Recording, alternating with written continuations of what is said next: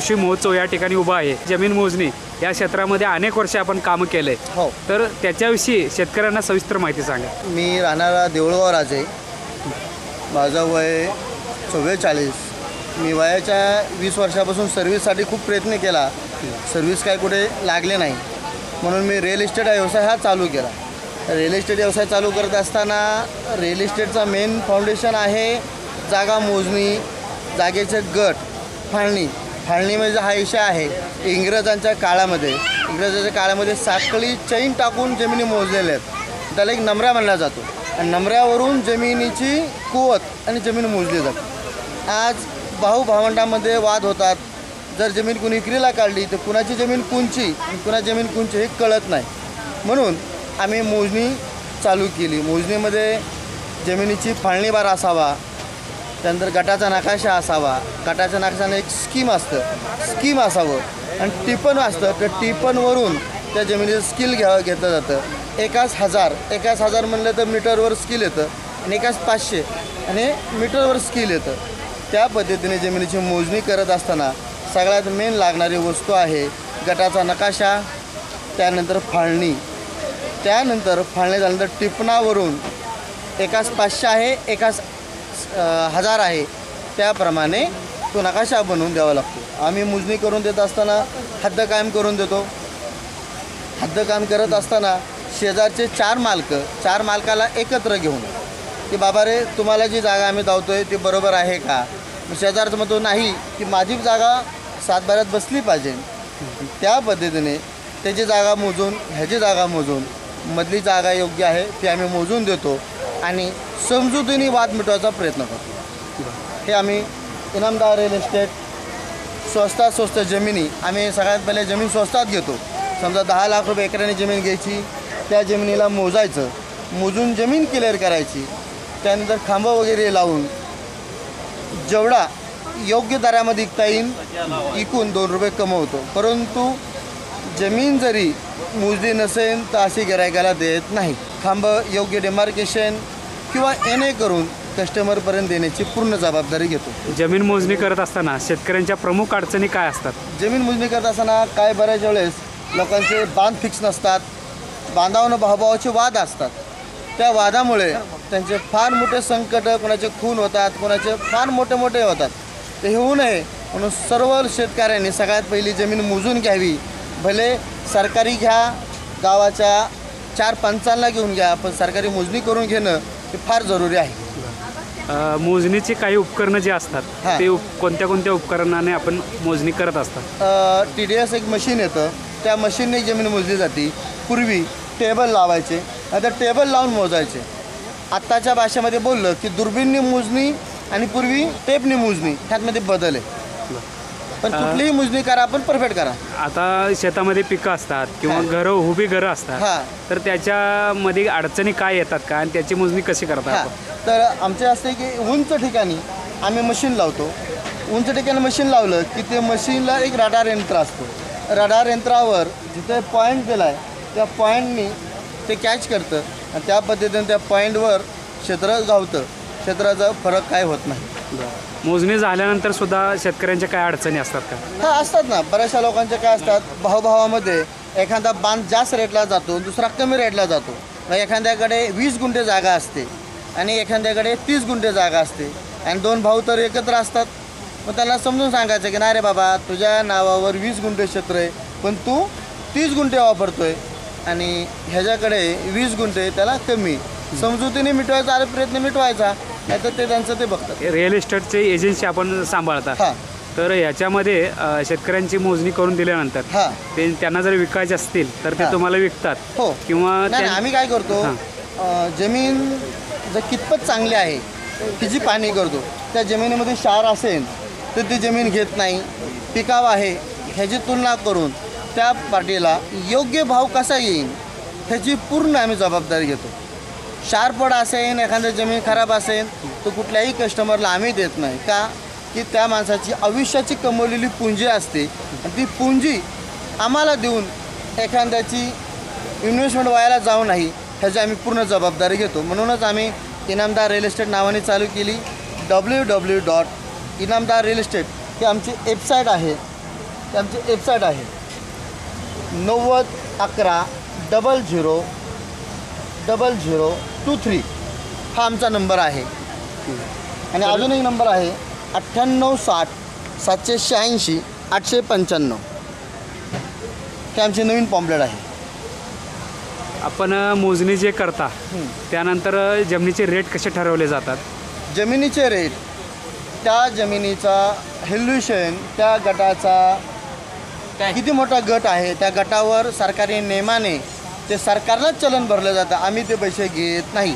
फक्त आम्ही काय करतो, लोकांना ऑफिसला जाण्यासाठी वेळ नसतो म्हणून आम्ही स्वतः फॉलोअप घेऊन त्या माणसाला योग्य न्याय मिळवून देण्याचं काम करतो. फक्त आमच्याकडे जे कामगार आहेत त्या कामगाराची फीज व त्यांचा पगार, आमचे ऑफिस, त्याचं लाईट बिल निघेन एवढे पैसे घेऊन सरकारला पैसे, सरकारचा कुठलाही कर आम्ही बुडवत नाही, बुडवून देत नाही. सरकारला कुठलीही आमच्यापासून अडचणी होऊन देत नाही.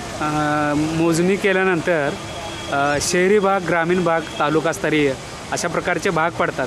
तर साधारण रेट कसे ठरलेले असतात? नाही, सातबाऱ्यावर हेक्टर असतं. किती हेक्टरची जमीन आहे ते सरकारी अधिकारी नियमाने काढून देतात. सरकारी अधिकारी बँकेचं चलन देतात. जे स्टेट बँक लेवलचे असतात तिथे जाऊन ते चलन भरायचं आणि तेच मोजणी ऑफिसला दाखल करायचं आणि योग्य त्यांचं टायमिंग येतं त्या टायमिंगमध्ये त्यांची मोजून सरकारी अधिकाऱ्यांनीच घ्यायचं. फक्त आपण फॉलोअप घ्यायचा आणि त्या अधिकाऱ्याला सहकार्य करायचं. हा इथं हा बांध आहे आणि ह्या बांधाप्रमाणे आम्ही मोजून देत आहे. मोजणी करत असताना शेतकऱ्याला फॉर्म कुठे भरावं लागेल आणि ते कशा पद्धतीने भरावं लागेल? मोजणी करत असताना भूमी अभिलेख उप असा दौंड तालुका आमच्या इथं आहे, नगरमुरी चौकात आहे. तिथे भूमी अभिलेख उप आहे. तिथे जाऊन सगळे सातबारे, एक गट असतात त्या गटाचे सगळे सातबारे काढायचे, भूमी अभिलेख द्यायचे. मग ते चलन देतात. ते चलन आपण बँकेमध्ये येऊन भरायचं. तिथून पुढं त्यांचे अति तातडी आणि निमतान अशा मोजण्या असतात. त्या पद्धतीने ते मोजण्या होतात. त्याचे दर कसे ठरलेले असतात? ते हेक्टरवर दर असतात. इकरी 2000, इकरी 3000 असे दर असतात. बरं. त्याच्यामध्ये शेतकऱ्यांना आपण काय सल्ला देऊ शकता? आपण शेतकऱ्यांना सल्ला असं देऊ शकतो, प्रत्येक शेतकऱ्यांनी सरकारी मोजणी करून घ्यावी. मोजणी करून घेत असताना आपल्या जमिनीचे सातबारे काढावा, गटाचे नकाशे काढावे. गटाचे नकाशा काढल्यानंतर फाळणीबार काढावा. खरोखर आपण दुसऱ्याची जमीन वाटतोय का, आपल्याकडं खरोखर जमीन जास्त आहे का हे पाहणी करावी. खरोखर आपण दुसऱ्या जमीन वाटत असेल तर त्यांची त्यांना देऊन टाकावी. शेतकरी हे एकमेकात आपापसात भांडतात, फार भांडतात. तर त्यांच्यातील जे वाद कोर्टामध्ये जातात आणि कोर्टाचा अंतिम निकाल काय लागतो, म्हणजे कोर्टाचा अंतिम असा लागतो की कोर्ट आणि शेतकरी ह्यांना आपण नाव ठेवू शकत नाही. दोन शेतकऱ्याची समजूत नसते म्हणून ते कोर्टात जातात. जर शेतकरी एकत्र येऊन समजूतीने मिटवलं तर त्याला कोर्टात जायची गरज पडणार नाही. शेवटी तुमच्या अनुभवातून असा काय म्हणजे निर्णय काय लागतो शेवटी? नाही, कारण का आपण कुठल्याही वकिलाला, कुठल्याही जजला किंवा शेतकऱ्याला नाव ठेवू शकत नाही. का की कोर्टामध्ये गेल्यानंतर त्यांची भांडणं व्हायची लांबतात आणि ते केस चालते. मोजणीमध्ये उपकरणं वापरलेली आहेत, त्या उपकरणामध्ये अजून काही नवीन उपकरणं आलेली आहेत का? बस टेक्नॉलॉजी येत आहे आणि टेक्नॉलॉजी पद्धतीने कामकाज चालू आहे. आणि जी सॅटेलाईट पद्धत आलेली आहे, हो, सॅटेलाईट सोडलेलं आहे. त्या सॅटेलाईट गावगाव तालुक्यामध्ये ते रडार बसवले आहेत. भविष्यामध्ये ते चालू झालं तर फार चांगलं होईल.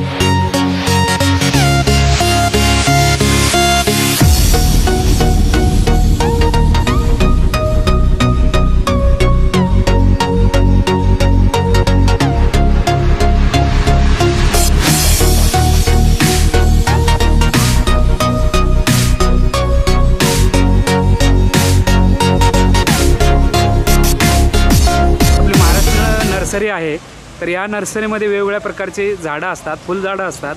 तर त्या फुलझाडाविषयी सविस्तर माहिती सांगा, आपली ओळख करून द्या आणि शेतकऱ्यांसाठी मार्गदर्शन करा. मी शहानूर इनामदार, राहणार देऊळगाव राजे. माझा मूळ व्यवसाय होता हॉटेलिंग. मी माझ्या हॉटेलसाठी झाडं आणण्यासाठी पुण्याला गेलो होतो. पुण्याहून झाडं घेऊन येत असताना ते झाडं गाडीतून उतरल्यानंतर काही लोकांनी मला विचारलं की झाडं केवढं लिकायची. मी माझ्या हॉटेलसाठी झाडं आणले होते. त्यानंतर लक्षात आलं की आपल्या दौंड तालुका, दौंड पूर्व भागामध्ये नर्सरी नाही. म्हणून मग मी नर्सरीचा व्यवसाय करण्याचे ठरवलं. त्यानंतर मी एक गुंठाभर जागा एम शहा सराफ यांनी मला एक गुंठाभर जागा दिली. त्यांचं पाण्याची विहीर अख्खी दिली आणि एक रूम दिला.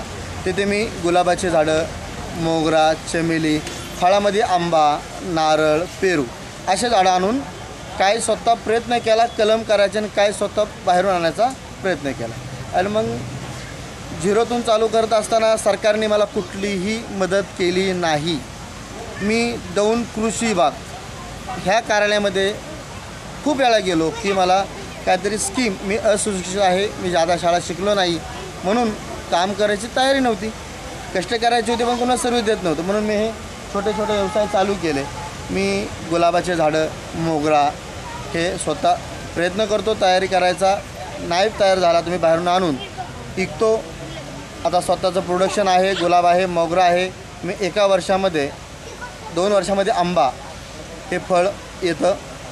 चिक्कू आहे, चिक्कू 3 वर्षात आपल्याला चालू होतो. पेरू कलम केला, दाब कलम केला तर हा दाब कलम एका वर्षामध्ये गिरायकांपर्यंत पोचतो. 2 वर्षामध्ये त्या झाडाला फळ चांगल्या पद्धतीने येतं.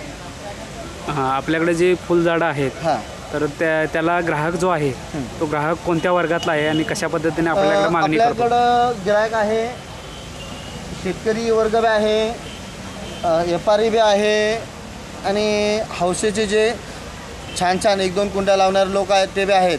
परंतु गिरायकांचा प्रॉब्लेम काय होतो, गिरायकांनी झाडं नेल्यानंतर त्या गिरायकांना बी एक आनंद असतो.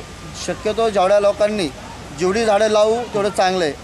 पाहायला गेलं तर एक माणूस एक गॅस म्हणजे एक टाकी सिलेंडर एवढा हवा घेतो. आज हवा विकत घ्यायची असेल तर 600 रुपयाला एक गॅस आहे. आपण विचार करा, एक झाड लावल्यानंतर एक झाड कमीत कमी 50 सिलेंडर भरतील एवढी हवा तयार करतं आणि ते हवा लोकांपर्यंत पोचवतं. तुम्ही विचार करा, एक सिलेंडर घ्यायचा म्हटलं तर एका झाडाची किंमत आहे 100 रुपये आणि एका सिलेंडरची किंमत आहे 600 रुपये. मग झाड भारी का सिलेंडर भारी? मग प्रत्येकाने जर ठरवलं ते एक 20 रुपयाचं झाड कुठेही लावलं, प्रत्येक माणसाने 5 झाडं जर लावली तर आपल्याला सुजलम सुफलम व्हायला वेळ लागणार नाही. आणि सगळ्यात मेन, आज लोक निर्जीव व्हायला लागलेत, एकदम कमजोर व्हायला लागलेत. ह्याचं मागचं कारण आहे की स्वच्छ हवा नाही, कंपन्यांची केमिकल, कंपन्यांची घाण आणि 70% प्रोडक्टमध्ये केमिकल आहे, नॅचरल काहीही नाही. तसं आपल्याकडे आयुर्वेदिक झाड आहे, हे आहे जास्वंदीचं झाड. जास्वंदीच्या पाल्यापासून आयुर्वेदिक आहे. हे झाडाचा पाला खाल्ल्यावर लेडीज लोकांसाठी हा औषधी मानला जातो. हे पानफुटीचं झाड, पानफुटीचं झाडापासून आयुर्वेदिकमध्ये झाड खाल्ल्यावर स्टोनसारखा खडासुद्धा विरघळतो. आपला लिंबू आहे, लिंबुनीचा रस जर नेमाने रोज 1 लिटर ग्लास अर्धा ग्लास पेलो आपण तर स्टोनसारखा खडा विरघळतो. असे फार आयुर्वेदिक झाडं आहेत की जी आपण माहिती सविस्तर तुम्हाला सांगतो. आपली जी नर्सरी आहे तर तिथं व्यवस्थापन कसं केलं जातं? व्यवस्था एक छोटंसं नेट बांधलं गेलं आहे, 1000 लिटर टाकी ठेवली गेली, औषधी पंप आहे आणि योग्य टायमामध्ये औषध फवारून कीटक हे करतो. शक्यतो केमिकल आम्ही मारत नाही, आम्ही गोमूत्रापासून बनवलेलं औषधच झाडांना मारतो. आपला फोन नंबर सांगा. 9011 000023. आपलं नाव सांगा. माझं नाव आहे शहानूर इनामदार, राहणार देऊळगाव राजे. मी एक छोटा व्यवसाय करून चालवत आहे. आपली जी महाराष्ट्र नर्सरी आहे तिचा पूर्ण पत्ता सांगा. माझी महाराष्ट्र नर्सरी दौंडमध्ये रिलायन्स पंपा शेजारी नगर रोडवर, मी सध्या भाडे तत्वावर तिथे चालवतो. धन्यवाद.